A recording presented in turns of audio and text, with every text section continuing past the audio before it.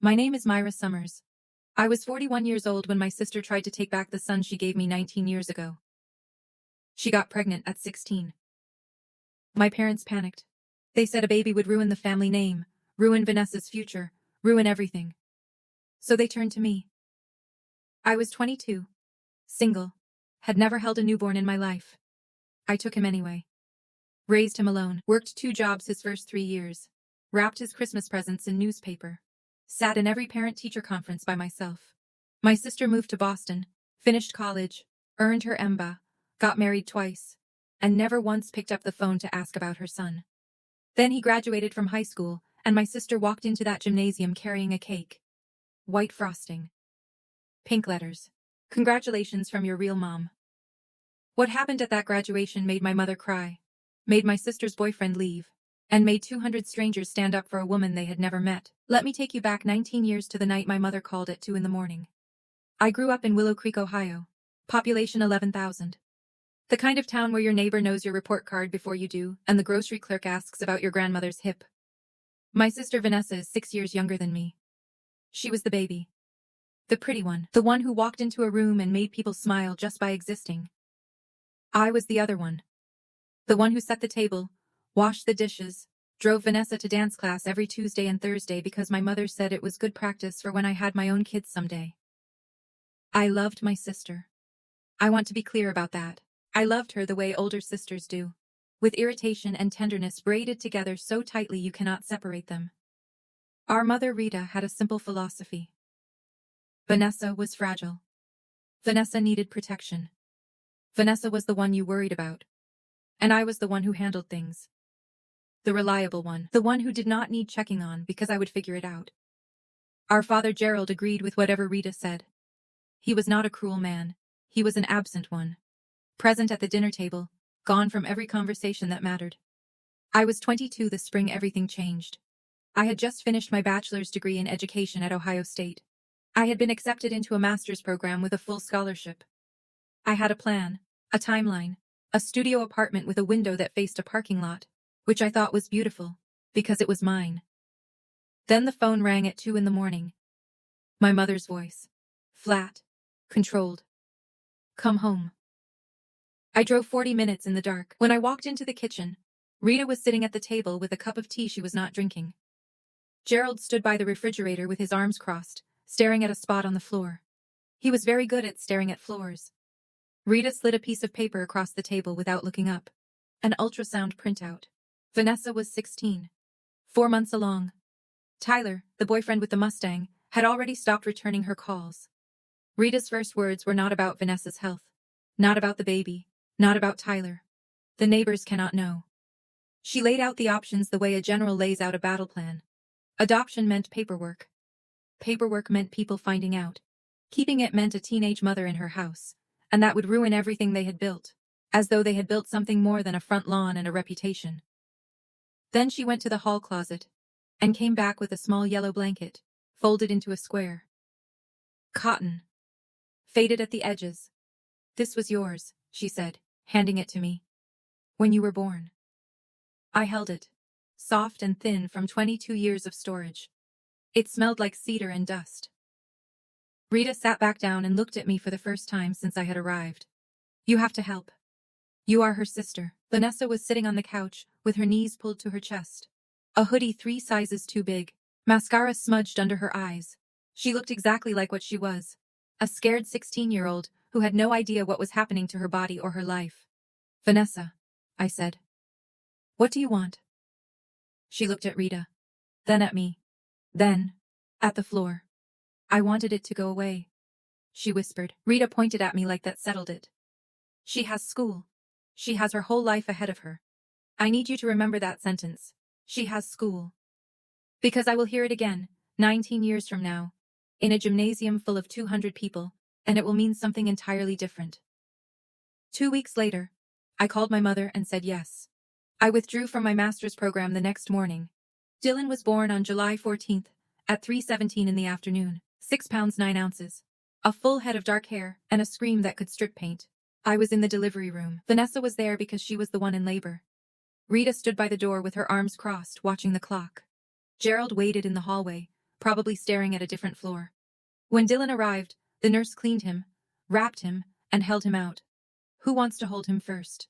Vanessa turned her head toward the wall. Rita did not move. The nurse looked at me. I took him. 6 pounds 9 ounces. His eyes were closed. His fist curled around my index finger and he stopped crying. Just like that, like he had been waiting for the right person to hold him. The nurse asked who was taking him home. Silence. The longest silence of my life. I am, I said. 3 days later, I carried Dylan into my one-bedroom apartment on East Willow Street.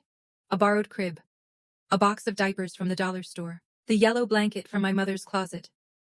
I wrapped him in it that first night.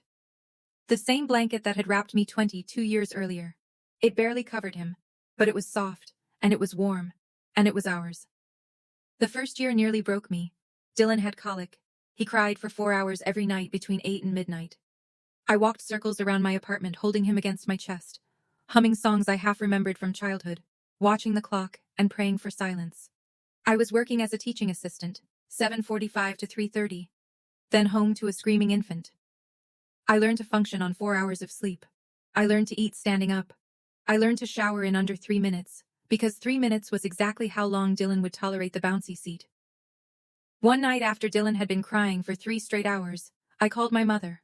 Standing in my kitchen in sweatpants and a formula-stained shirt, crying too. Mom, I need help. Just for one night. Please. Her voice was steady. You chose this, Myra. You are an adult. Figure it out. She hung up. Vanessa moved to Boston for college that August. Tuition paid by scholarships and our parents' savings. The same savings they said could not cover Dylan's pediatrician bills when I asked. That fall, a family court in Franklin County granted me legal guardianship of Dylan. Vanessa signed the voluntary relinquishment forms by fax from Boston during rush week.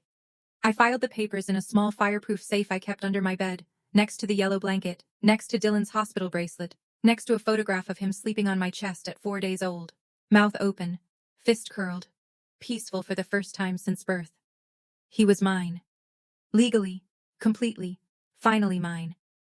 Let me give you the next few years in snapshots. Dylan at 1. First steps. He walked from the coffee table to the couch. 3 feet of open air. Arms out, grinning like he had conquered Everest. I recorded it on a flip phone that barely held 30 seconds of video. I still have that video. Dylan at 2. His first word was ma. Not mama, not mommy. Just ma. Short and efficient, like he had already figured out the most important thing and did not need extra syllables. Dylan at 4. He could read. Not just letters, sentences. He read the cereal box at breakfast and asked me what riboflavin meant. I had to look it up. Dylan at 5. First day of kindergarten. I stood outside the school gates for 15 minutes after he walked in, just in case. He did not look back. He marched in with his Spider-Man backpack, and did not look back. And I was so proud, and so devastated at the same time that I sat in my car and cried. Nobody from the Summers family visited during those 5 years. Not once. No Christmas presents. No birthday cards. My father sent a check for $50 on Dylan's 3rd birthday. No note. Just the check. Christmas morning when Dylan was 3. Just the 2 of us. I wrapped his gifts in newspaper because I could not afford wrapping paper. He did not notice. He was 3. He thought the comics page was part of the gift. When Dylan was 6, Vanessa called. It was a Tuesday evening. I was making spaghetti. Dylan was at the table drawing a picture of a dinosaur eating a spaceship. The phone rang, and the caller ID showed a Boston area code, and I almost did not answer because I thought it was a telemarketer. Myra. It's Vanessa. Her voice had changed. Deeper, more polished, like she had been taking classes in sounding like an adult. She did not ask about Dylan. Not how he was doing in school, not what he liked to eat, not whether he still had colic or had outgrown it years ago. She asked about a car. A 2003 Toyota Camry she had left in our parents' garage 6 years ago. She needed to sell it for her apartment deposit. Thanks. Bye.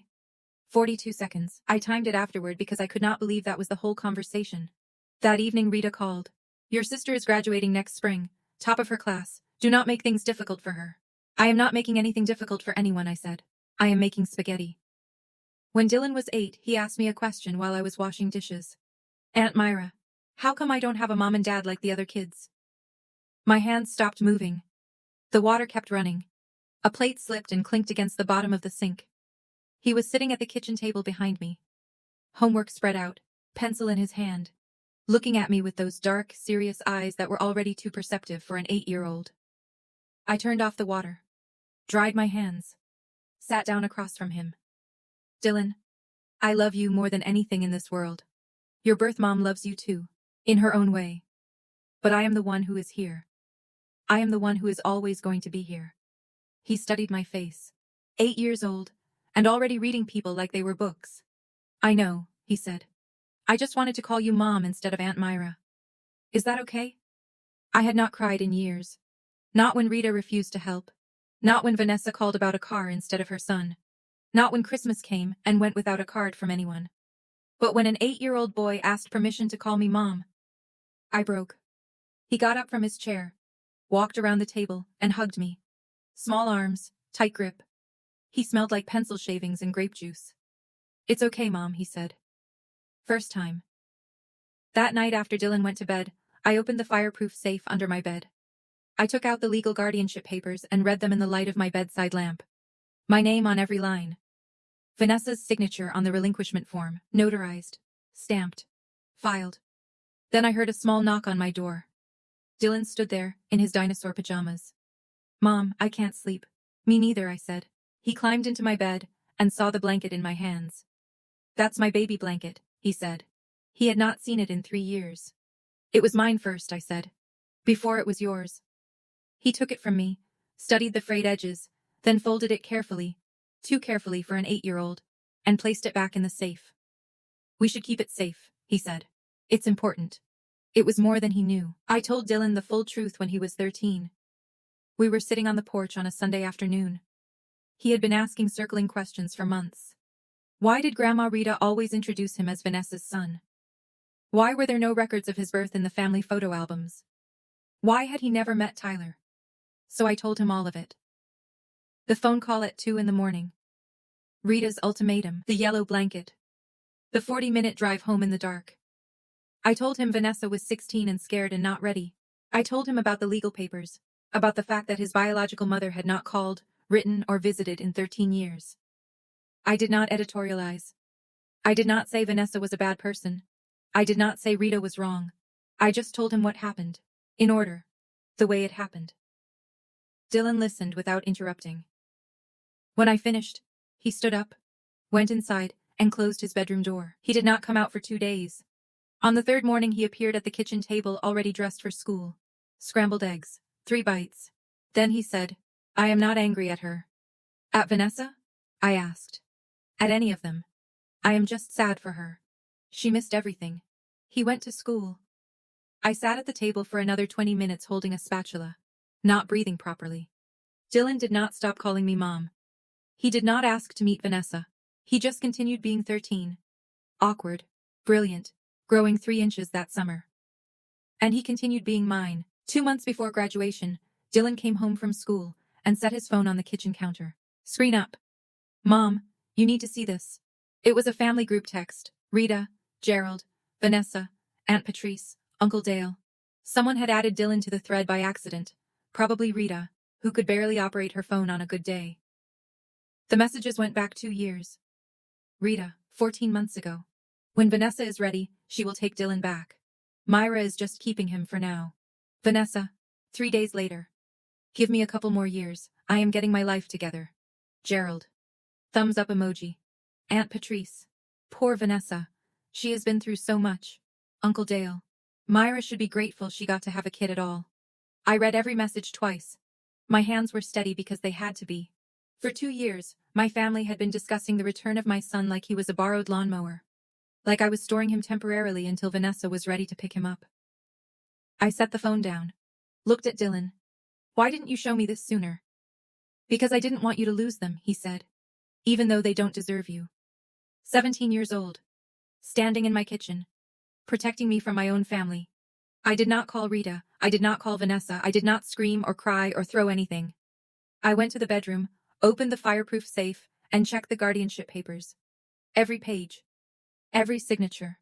Every notarized stamp. Then I closed the safe and went back to making dinner. If they wanted a fight, the paperwork was ready. But I was not going to start one. 6 weeks before graduation, Rita called with news about Vanessa. She had met someone, Harrison Whitfield. Real estate. Very successful, very traditional. He wanted a family. A real family, Myra. She told me Harrison was moved by Vanessa's story. He thought she was brave. He wanted to meet Dylan. This could be Vanessa's chance, Rita said. Not Dylan's chance. Not a chance for the family to heal. Not a chance for anyone to finally get some recognition. Vanessa's chance. Harrison doesn't know the full story, does he? I said. Silence. He knows what he needs to know. He doesn't know she signed away her rights by fax during rush week. Do not ruin this for her. I hung up. 3 weeks later, Vanessa messaged Dylan on Instagram. Hey handsome, I know this is out of the blue, but I am your bio mom. I have thought about you every single day. I would love to meet you. I am coming to town soon. 3 heart emojis. Smiley face. Dylan showed me the message and waited, watching my face the way he always did when something important was happening. Quietly, carefully, measuring my reaction before forming his own. What do you want to do? I asked. What should I do? That is your decision, Dylan. Not mine. He thought about it for 2 full minutes. Then he typed a reply. Short. Polite. Cool. Hi, thank you for reaching out. I appreciate you thinking of me. No heart emojis. No, I would love to meet you. Just an acknowledgement that a message had been received. Vanessa replied within 90 seconds. Can't wait to see you at graduation. I am bringing someone special I want you to meet. Dylan read it, locked his phone, and put it face down on the table. I thought about Vanessa at 16, signing papers by fax from a sorority house. And Vanessa at 35 typing I have thought about you every single day with 3 heart emojis. She has school. I have thought about you every single day. 2 sentences. 19 years apart. The first one was at least honest. 6 weeks before graduation, the school made it official. Dylan Summers. Valedictorian. Class of 2026. The highest GPA in a class of 312 students. I got the call between second and third period. I stepped into the hallway and listened to Principal Hicks deliver the news. I thanked her, hung up, and leaned against the wall for a long moment. A sophomore walked by and asked if I was okay. I told her I was fine. I was better than fine. That evening I told Dylan. He smiled. The quiet, contained smile that belonged entirely to him, inherited from no one in the Summers family, because it was entirely his own. I already started writing the speech, he said. Can I read it? You will hear it at the ceremony. For the next 6 weeks I heard him practicing behind his closed bedroom door. Reading aloud. Pausing. Rewriting. Sometimes there was silence that lasted 5 or 10 minutes, and I knew he was changing something. I bought a new dress for the first time in 3 years. Navy blue. Simple. Claire helped me pick it out. She said I looked like I was going to a state dinner. I told her I was going to something better. Dylan ironed his own shirt. He had been ironing his own shirts since he was 14. I taught him. He was better at it than I was. Graduation morning I woke at 5:30 and could not go back to sleep. Made coffee. Sat at the kitchen table listening to the house breathe. Dylan's cap and gown hung on the back of the dining room chair. Navy blue, gold tassel. I had pressed them with a damp cloth on low heat, the way my mother taught me to iron when I was 10. Dylan came downstairs at 7. Showered, shaved, dressed in a white button-down and dark slacks. How do you feel? I asked. Hungry. I made eggs, toast, orange juice. We ate in comfortable silence. The morning light came through the kitchen window and hit the salt shaker just right, throwing a small rainbow across the table. Can I see the speech? I asked one more time. You will hear it, he said. From the 3rd row. After breakfast he went to his room to finish getting ready. I washed the dishes, dried them, put them away. Then I went to get dressed. When I came back downstairs, Dylan was standing in the hallway, adjusting his cap in the mirror. I noticed something in his hand. Small. Yellow. Folded. The blanket, the yellow baby blanket, from 19 years ago. Frayed edges, missing stitching. He was tucking it into the inside pocket of his vest. He saw me watching. Held my gaze in the mirror. For good luck, he said. Then he smiled. I picked up my car keys and did not say another word. The gymnasium at Willow Creek High School holds 400 people. That day every seat was taken. Rows of plastic chairs on the gym floor. A small stage at the front with a podium and a microphone, and a banner that read Class of 2026. Claire and I found our seats in the third row, left side, close enough to see the podium. Close enough to see Dylan's face when he walked across the stage. Then the double doors at the back of the gymnasium opened. Vanessa walked in, like she was entering a gala. Emerald green wrap dress. Auburn hair in loose waves past her shoulders. Heels that clicked on the hardwood. Smile wide enough to be seen from the stage. Harrison was beside her. Gray suit. Silver watch. Salt and pepper hair combed precisely. He carried himself the way men with money carry themselves. Shoulders back, chin level, surveying the room like he was considering purchasing it. Behind them, Rita and Gerald. Rita wore a floral blouse, and the lipstick she only put on for special occasions. And in Rita's hands, resting on a plastic tray with a paper doily underneath, the cake. White frosting. Pink lettering. Congratulations from your real mom. 200 people in the room. Families finding their seats. Students lining up in the hallway. And my mother walking down the center aisle carrying a cake that claimed my son belonged to someone else. I did not move. I did not speak. Claire reached over and took my hand. Before the ceremony started, Vanessa made her move. She walked straight to the staging area, where the graduates were lining up. She told the volunteer parent at the door. I am Dylan Summers' mother. Technically, biologically, she was not lying. Security let her through. I watched from my seat as she found Dylan in the line. She hugged him. Both arms wrapped around him, head tilted for maximum visibility. A full theatrical embrace. Dylan stood rigid. His arms stayed at his sides. Then Vanessa turned. She walked toward me. Heels clicking. Smile locked in place. She stopped at the end of my row and leaned in close enough that the people behind us could hear. Myra. Thank you so much for taking care of my son all these years. You have been an incredible babysitter. She paused, placed her hand on my shoulder. But I am here now. I will take it from here. Babysitter. 19 years. 4,000 school lunches. 300 parent-teacher conferences. 16 years of homework help. 19 birthday cakes I baked myself because bakery cakes cost $40, and that was a week of groceries. Babysitter. I did not respond. Not because I could not think of what to say. I had 19 years of things to say. I did not respond because I saw Dylan watching us from the staging area. Standing completely still. Jaw tight, eyes locked on mine. And in those eyes I read a message as clearly as if he had spoken it out loud. Wait for me. So I waited. The ceremony ran the way ceremonies do. The superintendent gave a 12-minute speech with 6 sports metaphors. Graduates crossed the stage one by one in alphabetical order. Diploma, handshake, photograph, repeat. Vanessa sat 2 rows ahead of me with her phone recording. Every time a student crossed the stage who was not Dylan, she lowered it. Harrison sat beside her, relaxed, comfortable, the expression of a man who believes everything his girlfriend has told him about her past. Rita guarded the cake at the end of the row. Gerald stared straight ahead. Neither of them had spoken a word. Then, Summers, Dylan. Everything else disappeared. The crowd, the cake, Vanessa's dress, Harrison's silver watch. All of it fell away. Dylan walked across the stage. Tall, steady, cap perfectly straight. He shook the superintendent's hand, received his diploma, and looked down at me in the third row. He winked. Then he walked to the podium. He adjusted the microphone, unfolded a piece of paper, cleared his throat. Good morning. His voice was clear, calm, projected exactly the way I had taught him when he was 12, doing his first book report presentation. He started with the expected material. Freshman year confusion, the cafeteria mystery meat, that one substitute who showed movies for 6 straight weeks. The crowd laughed. Vanessa laughed loudest, her hand on Harrison's arm, leaning in, performing. He talked about what Willow Creek had taught him. The teachers who stayed late. The janitor who knew every student's name. The librarian who kept a secret stash of granola bars for kids who came to school hungry. He was good. Natural. Warm without being sentimental. The audience was with him completely. Then he paused.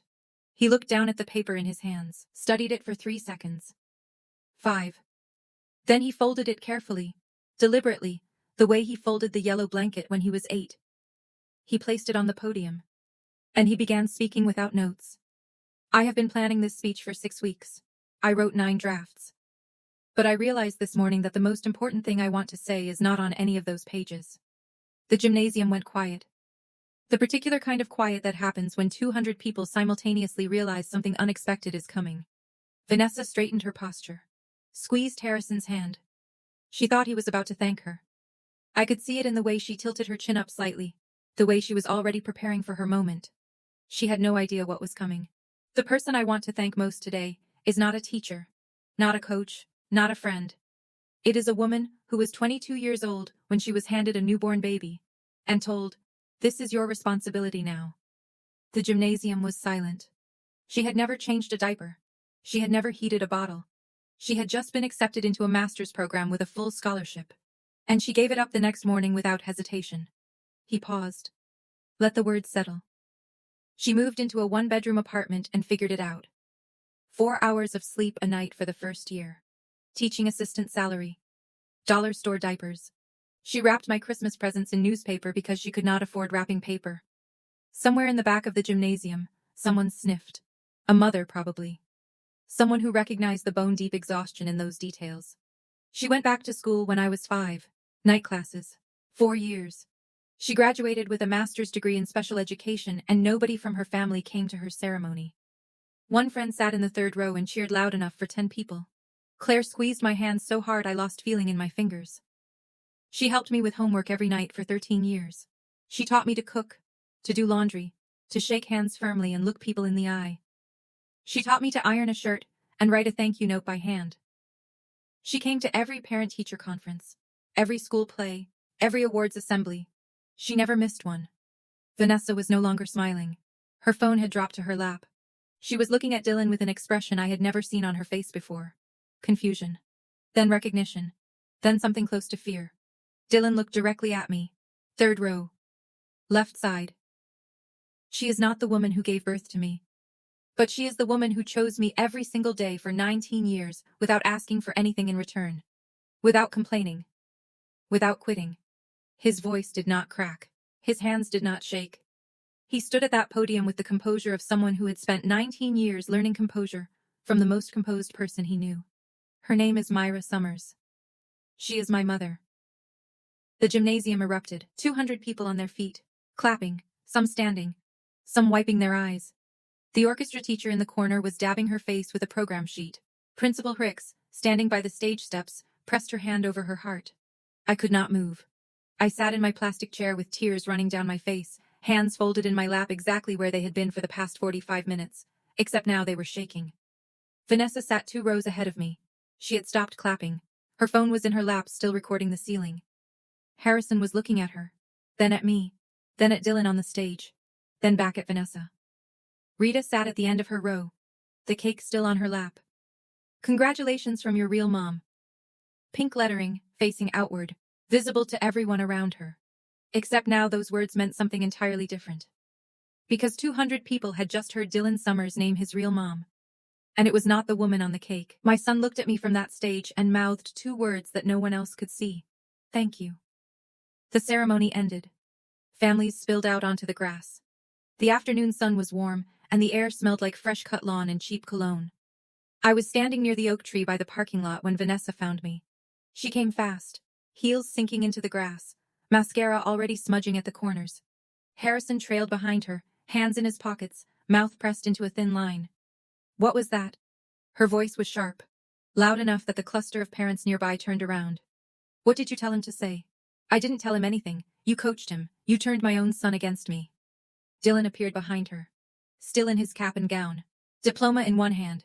Nobody coached me. His voice was quiet, even.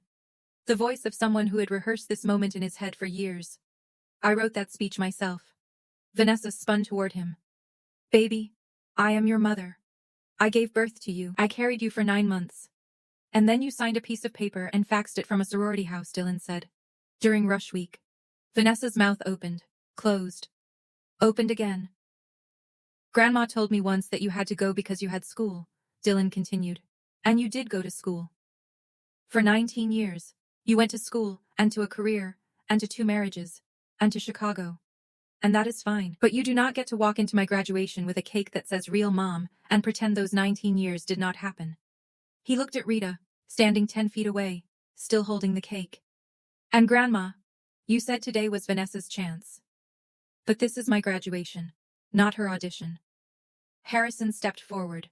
He had been silent through the entire exchange, watching with the careful attention of a man who builds deals for a living and knows when the numbers do not add up.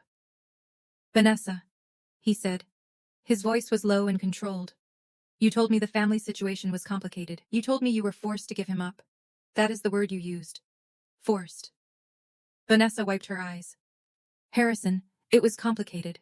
Did you sign away your parental rights voluntarily? I was 16. Did you sign voluntarily? The people around us had stopped pretending not to listen. A parent with a camera lowered it. 2 graduates nearby turned to watch. Vanessa looked at Rita for rescue. Rita stepped forward and reached for Harrison's arm. You do not understand our family. Harrison moved his arm away from her reach. He looked at me. Really looked. For the first time. You raised him from birth? Yes. Alone? Yes. He turned back to Vanessa. His jaw was set. The warmth in his eyes had been replaced by something cold and precise. He did not say another word to her. He straightened his jacket, adjusted his watch, walked across the grass to the parking lot. I heard his car start. A clean, expensive sound, and I watched it pull out of the lot, past the school sign, past the gymnasium, and down the road toward the highway. Vanessa stood in the middle of the lawn in her emerald dress, with her auburn hair catching the sunlight, and she watched the only man who had ever made her want to be a mother drive away, because he had just learned that she never was one. The cake sat on the grass where Rita had set it down. Nobody had touched it. Nobody ever would. In the silence that followed, something shifted in Rita's face. She was looking at Dylan. Not at Vanessa. Not at me. At Dylan, standing there in his cap and gown, diploma in hand, yellow tassel brushing his shoulder. Her grandson. The baby she had given away with a yellow blanket and an ultimatum 19 years ago. Her eyes went wet. Her lower lip trembled for one single moment. Maybe 3 seconds. Maybe 5. I saw something in my mother's face I had never seen before. Regret. Actual, unfiltered regret. She opened her mouth, and I thought, this is it. This is the moment she apologizes. This is the moment 19 years of silence finally breaks open, and something real comes through. Myra, she said. I waited. If you had not poisoned him against his own mother, none of this would have happened. And just like that, the moment was gone. The wet eyes dried. The trembling lip set itself into a firm line. The regret, if it was ever regret, collapsed back into the fortress of righteousness that Rita had been living inside since before I was born. Gerald stood behind her, quiet as he always was, staring at the grass. He had not said one word all day. Dylan looked at Rita. His expression was patient. Not angry. Not contemptuous. Just patient. The way you look at someone who cannot hear you no matter how clearly you speak. Grandma, he said. No one poisoned me. I am 19 years old. I have eyes. I have ears. And I have 19 years of memories. He paused.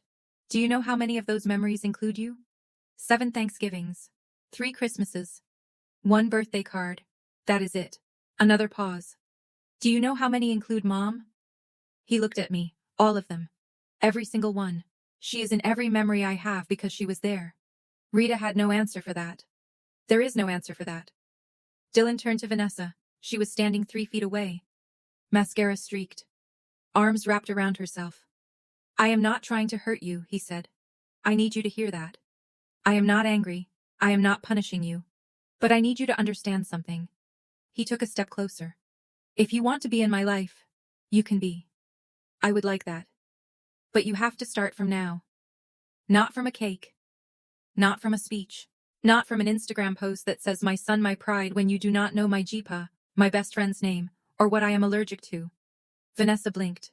What are you allergic to? Tree nuts, Dylan said. Since I was 4. Mom figured it out when I broke out in hives at a birthday party. She drove me to the ER doing 60 in a 35 zone. Sat in the waiting room for 4 hours holding a juice box and praying. He reached into his vest pocket and pulled out something small and yellow and faded. The blanket. The baby blanket from 19 years ago. The one that had wrapped me as a newborn. The one that had wrapped him the night I brought him home. The one that had lived in a fireproof safe under my bed for the past 14 years. He unfolded it. Held it for a moment. Then he walked to me, took my hand and placed it in my palm. This is yours, Mom. His voice was quiet. Just for me. It was always yours. I held that blanket. Thin as tissue. Soft as memory. Frayed at every edge. It smelled like cedar and baby shampoo. And 18 years of being someone's whole world. I could not speak. There was nothing left to say. My son had said it all. The next few minutes happened in fragments. Vanessa standing alone on the grass. Arms crossed. Looking at the ground. Nobody approaching her. Her emerald dress catching the wind. Rita pulling Gerald toward the parking lot without a word. Gerald following the way he always followed. Neither of them looking back. The cake sitting untouched near the oak tree, white frosting softening in the May heat. Claire's arm around my shoulders. Dylan's classmates pulling him into photographs and hugs, and the noise and celebration of a morning that was, despite everything, still his graduation day. He went willingly. He was laughing by the time they reached the far end of the lawn. His real laugh, unguarded. The one I had been listening to for 19 years. I stood near the oak tree for a long time, holding a yellow blanket that smelled like the beginning of everything, watching my son be happy. Before I left, I looked at the cake one last time. Congratulations from your real mom. I thought about everything those words got wrong. Then I walked to my car, sat in the driver's seat, and held the blanket in my lap for a while. Biology is an accident. Love is a decision. And that day, in front of 200 strangers, my son made sure the whole world knew who had been making that decision. Every single morning, for 19 years, without asking for a single thing in return. I started the car. Put it in drive. And I went home.